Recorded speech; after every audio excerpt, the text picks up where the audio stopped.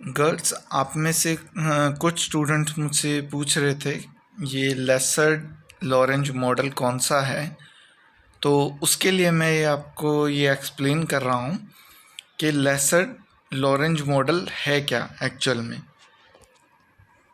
Laser Lorentz model क्या है, जैसे अगर हम बात करें कि एक्सचेंज रेट होता है, जब हम बात करते हैं, अगर हम जैसे हम कंपैरिजन करते हैं, जब हम बात करते हैं कंट्रोल करने की, तो हम कंट्रोल में क्या करते हैं, हम एक बजट बनाते हैं।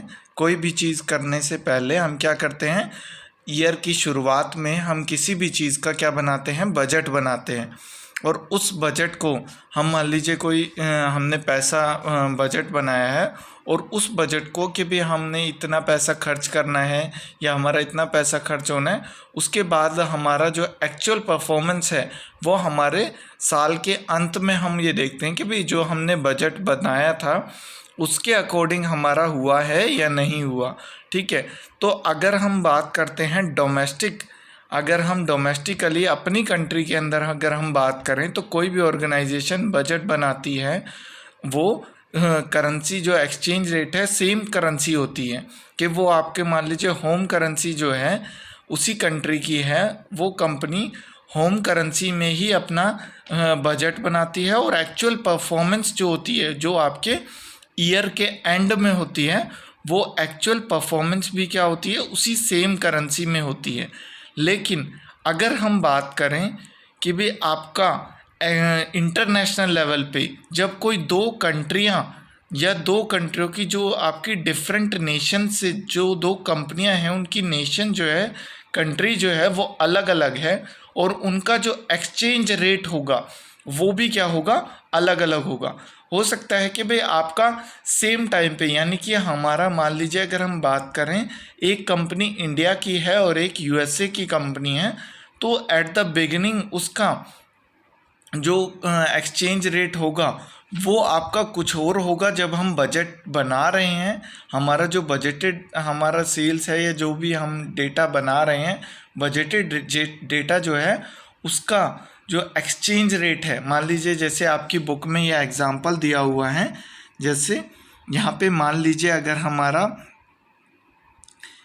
if a budget of a subsidiary country is converted into a parent company's home currency using exchange rate at the beginning of the year, and the actual performance of subsidiary is converted into parent company's home currency using exchange rate at the end of the year, यानी कि जो आपका budget है, जो subsidiary company है, क्योंकि अगर हम बात करें कि एक हमारी दो नेशंस हैं, एक पेरेंट कंपनी है, उसकी एक सब्सिडरी कंपनी है, तो सब्सिडरी और पेरेंट जो है उनके अलग अलग नेशंस में वो हैं, तो वहाँ का जो एक्सचेंज रेट है वो भी अलग अलग होगा। तो यहाँ पे क्या कह रहा है, यहाँ पे अगर हमारा जो बजट है वो हमारा इनिशियली सब्सिडरी कंपनी का जो बजट है पेरेंट कंपनी के होम करेंसी के एक्सचेंज रेट पे अलग होगा, और एक्चुअल परफॉर्मेंस जो सब्सिडरी की होगी, अगर हम उसकी करेंसी को, अगर हम होम पेरेंट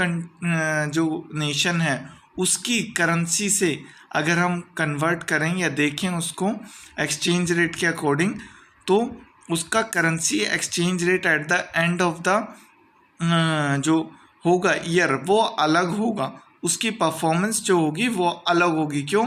जैसे यहाँ पे हमारा एग्जांपल है, for example Indian subsidiaries budget sales are say ₹40 lakh, जो सब्सिडरी है इंडिया की कोई, उसकी 40 लाख हमने बजटेड सेल्स की कि भाई किसी साल में हमारी जो बजटेड सेल होगी वो कितनी होगी। यहाँ पे बजटेड सेल्स का क्या मतलब है कि अभी हम अनुमान लगा रहे हैं, एस्टिमेट कर रहे हैं एक तरह से बजट कि भाई हमारी इतनी हो सकती है। ठीक है, बजटेड सेल्स हमारी कितनी हो सकती है, 40 लाख इंडियन करेंसी, जो इंडिया के अंदर सब्सिडरी है किसी यूएसए की कंपनी की। ठीक है, उसकी पेरेंट कंपनी कहाँ पे है, यूएसए में है, और उसका जो बजटेड सब्सिडरी इंडिया की होम करेंसी इंडियन करेंसी में उसकी बजटेड सेल्स कितनी है, 40 लाख है। Say exchange rate at the beginning of the year between parent US company and home currency is $1 equal to ₹40, यानी कि आपकी जो अगर यहाँ पे उसने दिया हुआ है कि एक्सचेंज रेट जो है eight the beginning of the year, जब बजटेड सेल्स थी eight the beginning of the year exchange rate क्या था कि भाई 40 रुपये जो थे वो किसके बराबर थे, $1 के बराबर थे। ठीक है, $1 इक्वल टू 40 रुपये। ठीक है, तो यानी कि 40 लाख रुपए की जो है ये कितना हुआ आपका, $1 लाख हुआ। ठीक है, अगर आप करेंसी को कन्वर्ट करोगे, अगर 40 रुपये $1 के बराबर हैं तो 40 लाख कितने के हुए, $1 लाख। ठीक है, यानी कि बजटेड सेल्स आपकी कितनी हुई eight the beginning of the year in the US, यानी कि होम कंट्री जो थी, जो US से जो उसकी कंपनी के होम, उसके अकॉर्डिंग बजटेड सेल्स जो है वो आपकी $1 लाख है। नाउ से actual performance of Indian subsidiary is ₹48 lakh, यानी कि साल के अंत में हमने देखा कि भाई उसकी जो करेंसी जो थी इंडियन करेंसी के अकॉर्डिंग, अगर हमने बजटेड सेल्स कितनी ली थी, 40 लाख ली थी, लेकिन एक्चुअल परफॉर्मेंस जब हमने eight the end of the year देखा, उस सब्सिडरी यूनिट में इंडियन करेंसी में कितने रुपए कमाए, 48 लाख। यानी कि अगर हम इंडियन करेंसी में अगर हम एक्चुअल और बजटेड को कंपेयर करें, इंडियन करेंसी में हमने बजट या एस्टिमेट कितना किया था कि कितने कमाएंगे हम, 40 लाख रुपए की सेल होगी, लेकिन हमारी एक्चुअल में सेल्स कितनी हुई, 48 लाख। अगर इंडियन करेंसी के अकॉर्डिंग हम करें तो हमारी जो सब्सिडरी है उसने अच्छा परफॉर्म किया है, लेकिन यहाँ पे क्या कह रहा है, and Indian currency depreciates against $, and exchange rate at the end of the year is कितना है आपका, $1 इक्वल टू 50। यानी कि अगर हम इंडियन रुपी की बात करें तो वो उसकी ने परफॉर्मेंस जो है वो क्या किया है, उसने इम्प्रूव किया है, अच्छा परफॉर्म दिया है। लेकिन आपका परफॉर्मेंस इम्प्रूव होने के बाद भी आपका USA की करेंसी जो है वो इंडिया के करेंसी के कंपैरिजन में स्ट्रॉन्ग हो गई। यानी कि अब पहले क्या था, $1 जो था वो 40 रुपये का था, लेकिन अब $1 कितने का हो गया, 50 रुपये का हो गया। तो इसका मतलब क्या हुआ, here performance of Indian subsidiary in terms of rupees is good as actual performance is more than budgeted performance. ठीक है, हमारी जो इंडियन रुपी में इंडियन करेंसी में जो परफॉर्मेंस थी वो बजटेड हमारी 40 लाख थी, लेकिन हमारी इंडियन करेंसी में उसने 48 लाख बजटेड सेल्स दिया, यानी कि 8 लाख ज़्यादा। लेकिन हमारा उसी समय में हमारा eight the end of the year हमारा क्या हो गया, जो हमारा इंडियन रुपी था वो $, के कंपैरिजन में डेप्रिशिएट हो गया। अब उसकी कीमत कितनी होगी, $1 50 रुपये का हो गया।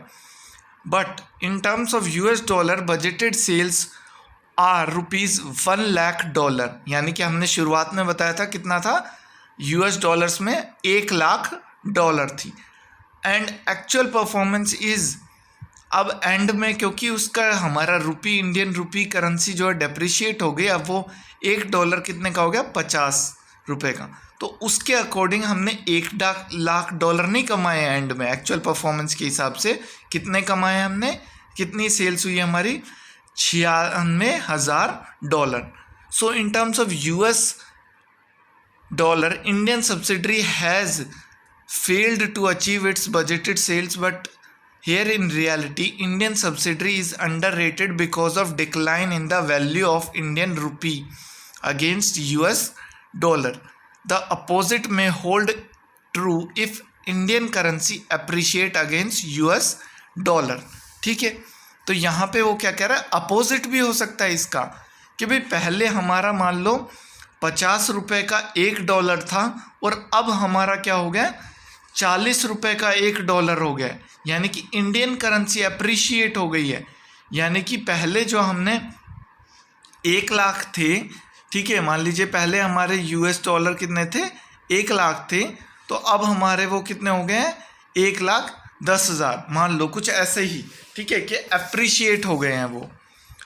उसके बाद नेक्स्ट हमारा क्या कहता है कि भाई इस तरह की कि भाई ओवर रेटेड और अंडर रेटेड कोई भी कंट्री की जो परफॉर्मेंस है उसको प्रॉब्लम को सॉल्व करने के लिए डोनाल्ड लेसर्ड और पीटर लॉरेंज ने एक मॉडल डेवलप किया जिसे हम क्या कहते हैं, लेसन लॉरेंज मॉडल।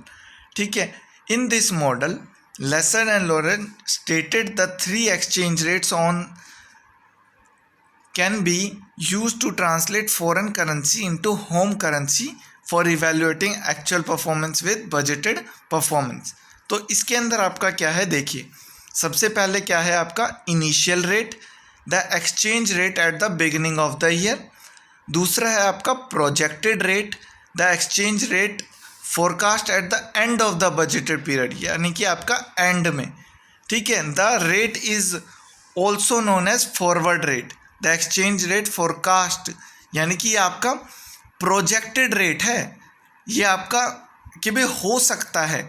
एक तो है इनिशियल रेट, क्या है आज की डेट में है। ठीक है, इन दोनों शब्दों को समझना ध्यान से क्या कह रहे हैं। ये 3 हैं आपके। एक कहता है कि भाई आज की डेट में, इनिशियल डेट में आज है, the exchange rate at the beginning of the year, वो कंफर्म बता रहा है कि भाई ये आपका exchange rate at the beginning में। दूसरा क्या है प्रोजेक्टेड रेट, कि भाई हो सकता है साल के अंत में ये हो। एक्सचेंज रेट फोरकास्ट, फोरकास्ट का यहाँ पे मतलब क्या है आपका कि भाई यहाँ पे आपका हो सकता है कि भाई आपका फॉरवर्ड आगे के समय में ये एक्सचेंज रेट एस्टिमेट किया गया है। और द एंडिंग रेट का मतलब क्या है, the actual exchange rate at the end of the budget, ये भी क्या है जो एक्चुअल में है, ये कोई एस्टिमेट नहीं किया गया एंडिंग रेट। ठीक है, तो यहाँ पे उसके बेसिस पे इन्होंने यहाँ पे एक आपका कंपैरिजन मैट्रिक्स टाइप बना दिया है, जिसके अंदर आपके क्या हैं 9 कॉलम्स हैं, 9 आपके क्या हैं आपके एलिमेंट्स हैं, जिसके अंदर आपका ये 3 आपके initial projected ending, initial projected ended. ठीक है, यहाँ पे देखिए हॉरिजॉन्टली अगर हम बात करें, यहाँ पे क्या लिखा है आपका रेट्स, ये देखिए यहाँ पे ये क्या है, यहाँ पे rates used for translating budgets, और ऊपर ये देखिए ये क्या लिखा है rates used to translate actual performance for comparison with budget. वो क्या है ट्रांसलेटिंग बजट, और ये क्या है comparing translate actual performance for comparison with budget. ठीक है, ये टेबल क्या है, सबसे पहले क्या कहता है, यहाँ पे देखिए इधर ये देखिए इनिशियल आपका क्या है budget at initial, actual at initial. ठीक है, दोनों ही आपके कंपेयर किए जाएंगे किससे, जो आपका एक्सचेंज रेट किस पे होगा आपका इनिशियल स्टेज पे, यानी कि एट द बिगिनिंग में जो भी बजट का जो होगा एक्सचेंज रेट, उसको किससे कंपेयर किया जाएगा, जो एक्सचेंज रेट इनिशियल आपका स्टार्टिंग में होगा, और एक्चुअल यानी कि साल के अंत में जो भी आपका होगा उसको भी किस एक्सचेंज रेट से कंपेयर किया जाएगा, जो इनिशियल स्टेज पे था, eight the beginning of the year पे था। ठीक है, उसके बाद नेक्स्ट आते हैं यहाँ पे बजट एट बिगिनिंग, यानी कि जो बजट होगा उसको किस रेट पे कंपेयर किया जाएगा, आपका इनिशियल एक्सचेंज रेट, यानी कि एट द बिगिनिंग पे किया जाएगा। और उसके बाद क्या कह रहा है एक्चुअल एट प्रोजेक्टेड रेट, यानी कि हमारा जो प्रोजेक्टेड या फॉरवर्ड रेट जिसे हम कहते हैं, उससे वो क्या किया जाएगा आपका कंपेयर किया जाएगा। जो एक्चुअल का मतलब क्या आ रहा है यहाँ पे, जो साल के अंत में जो भी आपका सेल्स या परफॉर्मेंस थी उसको प्रोजेक्टेड रेट पे, आपका एक्सचेंज रेट पे उसको क्या किया जाएगा कंपैरिजन किया जाएगा। दोनों करेंसीज़ का डिफरेंट नेशंस की हैं, दोनों करेंसीज़ को चेंज किया जाएगा। यहाँ पे तीसरा देखिए, यहाँ पे क्या कह रहा है बजट एट इनिशियल, यानी कि बजट इनिशियल पे किया जाएगा आपका। एक्चुअल एट एंडिंग रेट, यानी कि जो एक्चुअल आपका है जो eight the end of the rate है उसको हम किससे करेंगे, जो साल के अंत में जो एक्सचेंज रेट होगा दोनों कंट्रीज़ का, उससे आपका कंपेयर किया जाएगा। ठीक है, उसके बाद नेक्स्ट आते हैं, यहाँ पे क्या कह रहा है प्रोजेक्टेड, यहाँ पे क्या कह रहा है बजट एट प्रोजेक्टेड। ठीक है, बजट एट प्रोजेक्टेड, यानी कि जो आपका बजट होगा वो आपका एट द एंड के लिए जो प्रोजेक्ट किया गया है, जो एस्टिमेट किया गया है, उसको आप कंपेयर करोगे। बजट वाले को जो एट द बिगिनिंग है उसको एक्सचेंज रेट को कंपेयर किससे करोगे, बजट प्रोजेक्टेड एक्सचेंज रेट से। एक्चुअल एट इनिशियल यानी कि जो eight the end of the year होगा उसको किससे करोगे आप, इनिशियल यानी कि जो स्टार्टिंग में एक्सचेंज रेट था उससे करोगे। उसके बाद क्या कहता है, budget at projected, actual at projected यानी कि दोनों ही आप किससे करोगे, जो हमने एस्टिमेट किया है एट द एंड के लिए project. Budget at projected, actual at ending, ठीक है, budget at projected, actual at ending यानी कि जो एक्चुअल परफॉर्मेंस है उसका एंड में। सिमिलरली ऐसे ही budget at ending, actual at initial, budget at ending, actual at projected, budget at ending, actual at ending, ठीक है। उसके बाद इससे कंक्लूजन क्या निकलता है, अब क्या बता रहा है, in this table initial I का मतलब क्या है, initial budget at initial, actual at initial, ये आई दिख रहा है ना आपको यहाँ पे। Combination implies that budgeted figures and actual performance both are translated at initial rates, ठीक है, दोनों ही बजटेड भी और एक्चुअल परफॉर्मेंस भी वो किस पे किए जाएंगे, आपके इनिशियल रेट्स पे। उसके बाद क्या कहता है, आईपी यानी कि budgeted at initial, actual at projected. Combination implies that budgeted figures are translated using initial rate while actual performance is translated using projected rate. Similarly, IE combination implies that budgeted figures are translated using initial rates and actual performance is translated using end rates, and so on. Lessard and Lawrence stated that out of the new 9 possibilities, 4 possibilities named PI, EI, IP, EP are inconsistent and illogical.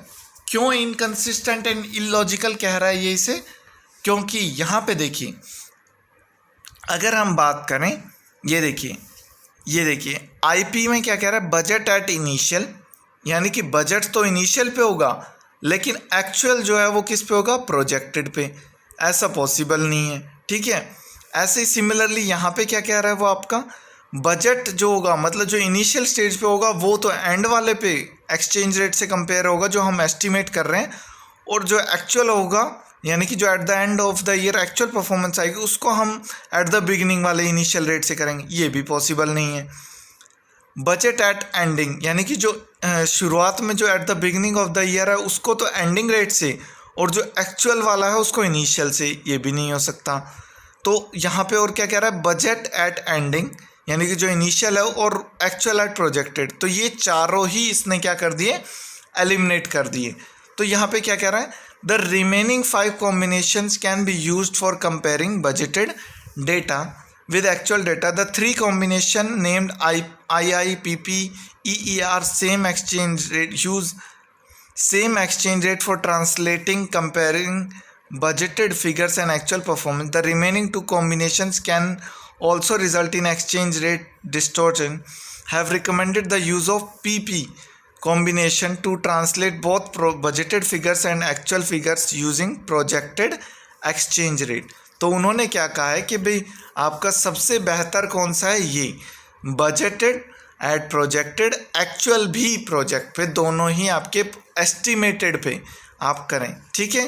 तो ये था आपका Lessard and Lorange model for exchange rate combinations, ठीक है, जिसके अंदर हम कि भाई हमारा कन्फ्यूजन हो जाए कि भाई हमें ना समझ में आए सब्सिडरी और पेरेंट कंपनी की दोनों की नेशंस अलग हैं, दोनों के एक्सचेंज रेट में अलग हो जाए, तो हमें क्या करना है ये हमें बताता है लेसर्ड और लॉरेंज का, ठीक है। Thank you.